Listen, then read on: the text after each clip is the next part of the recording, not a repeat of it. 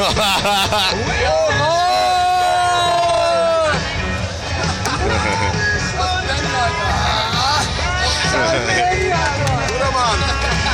hab mein T-Shirt! Ganz zurückfordern. Aber klar, zurückfordern!